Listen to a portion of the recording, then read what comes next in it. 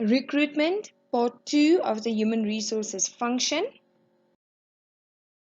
With this one, you have to identify the methods of recruitment. Guys, there are two methods, internal and external. Internal means you are going to hire a current employee. So basically, you are getting the person promoted to a higher level.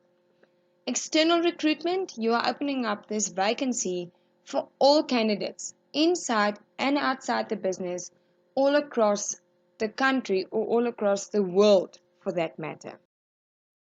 You need to know, have a look at the impact, positives and negatives. Guys, read very carefully.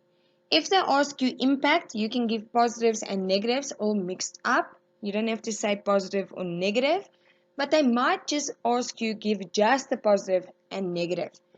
Now, there's a little bit of a trick with this one.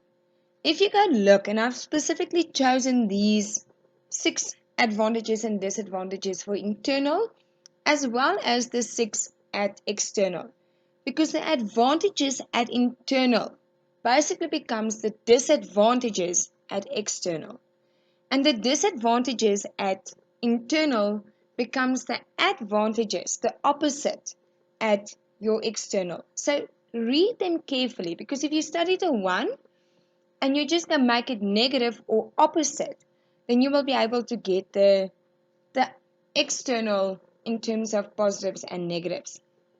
So have a look at this. Your internal, it is quick and cheap to fill the post. You don't have to advertise it. You can just tell the person come if there's only 1 or 2 people. Its placement is easy because you already know the person's skills and ability, so you don't need to go do a test beforehand. The employees already know the business, so there's no need for induction or any extra training for that matter. The disadvantage, if you've got 4 people applying for the post, only 1 person gets it. The other 3 people are going to be very unhappy. That might cause resentment. The number of applicants that you get to choose from is only 3 or 4 if you're that lucky. So it's a limited number of people. And then if the person is not completely or well trained, as people are outside the business, you're going to have to spend money to get the person well trained. Remember what I've said. These are opposites of internal. And if you look at this, they say new candidates bring new ideas, new skills into the business. There's a larger pool of candidates to pick from. What did I say is a disadvantage at internal? Few people to pick from. Also, it minimizes unhappiness or conflict if people don't get the job. Disadvantages: external sources are expensive. Remember what I said at internal? Cheap, you just get the person. Recruitment process takes longer. What did we say? Internal is quite quick advantage. And then the last disadvantage is new candidates usually takes longer to settle into the job because induction have to happen. Study it this way. Hopefully you'll be able to remember this. Then examples of internal and external sources. Guys know at least 5.